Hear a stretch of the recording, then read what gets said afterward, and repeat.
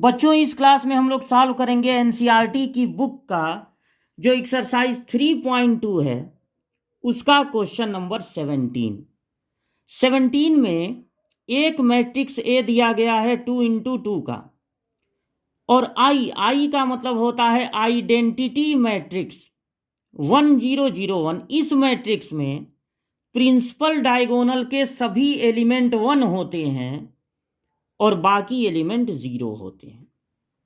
फिर कहा जा रहा है फाइंड के so that A² equal to के ए। के यहां पर कोई मैट्रिक्स नहीं है, के यहां पर एक नंबर है, या अगर मैट्रिक्स होगा तो मैट्रिक्स के रूप में आएगा।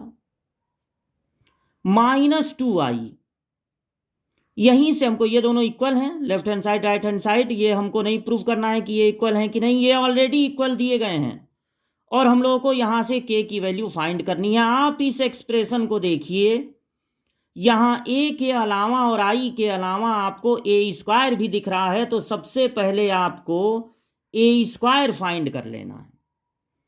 A² फाइंड करने के लिए ए में ए का मल्टीप्लाई करना होगा। 3 - 2 4 - 2 में मल्टीप्लाई करना है 3 - 2 4 - 2 का, इनका मल्टीप्लाई करना है। स्क्वायर करने का ये मतलब नहीं होता है कि सारे एलिमेंट को स्क्वायर करके लिख दिया जाए, ना ना, मैट्रिक्स में ये मतलब नहीं होता है। मैट्रिक्स में A² का मतलब है ए का 2 बार मल्टीप्लाई, और मल्टीप्लाई का रूल क्या होता है, दूसरे वाले मैट्रिक्स का पहला कॉलम ले लेंगे।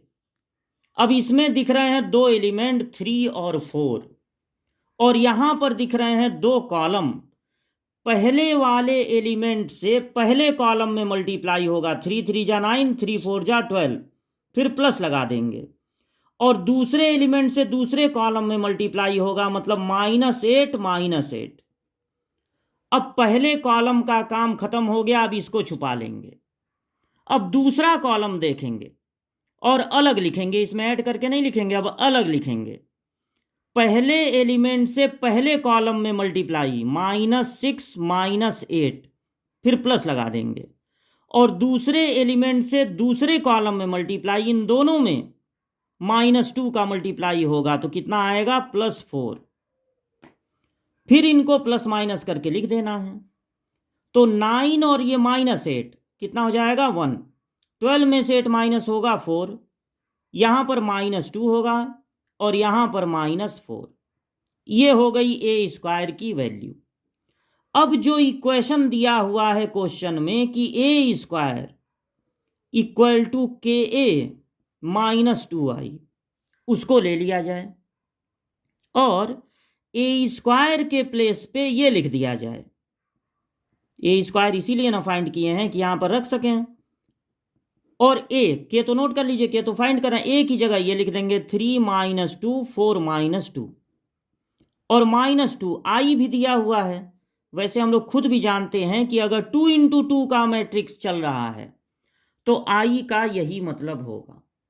अब इस 2 को अंदर भेज दीजिए, तो 1 4 - 2 -4, के × 3 - 2 4 - 2, और इस -2 को अंदर भेजिए, मतलब माइनस बाहर ही रहने दीजिए, 2 को अंदर भेजिए। जब कोई नंबर बाहर से मैट्रिक्स के अंदर जाएगा तो उसका मल्टीप्लाई सारे एलिमेंट में होगा, माइनस यहीं रहने दीजिए। अब इस मैट्रिक्स को अगर इधर ट्रांसफर करें तो 1 4 - 2 -4 में ऐड होगा, इधर माइनस है ना, तो इधर ट्रांसफर करेंगे ऐड हो जाएगा 2 0 0 2। इधर बचा रहेगा के × 3 - 2 4 - 2। इनको प्लस माइनस कर लीजिए, तो 1 और 2 3, -2 और 0 -2, 4 और 0 4, -4 और 2 -2। बिल्कुल सेम यही मैट्रिक्स यहां भी है, तो यहां पर ये दोनों मैट्रिक्स कैंसिल हो जाएंगे, के की वैल्यू आ जाएगी 1। अब देखिए यहां पर या तो यही एग्जैक्ट आएगा जैसे कि इस क्वेश्चन में आया है, और या तो सब में से 2 3 4 7 -2 ऐसा कुछ कॉमन लेने पर। अगर ऐसा नहीं आया अगर के की वैल्यू 5 होनी है तो यहाँ से 5 कॉमन हो जाएगा, तब ये कटेंगे और के की वैल्यू 5 हो जाएगी। लेकिन यहाँ पर के की वैल्यू 1 आनी थी, इसलिए एग्जैक्ट यही यहाँ पर आ गया है। अब आप इसको ये कहिए कि हमने कैंसिल कर दिया, या ये कहिए कि दोनों साइड को हम कंपेयर कर दिए। इस मैट्रिक्स में के का मल्टीप्लाई है, इस मैट्रिक्स में 1 का मल्टीप्लाई है, यानी के की वैल्यू 1 होगी, क्योंकि ये दोनों मैट्रिक्स सेम है। तो के की वैल्यू आ गई 1।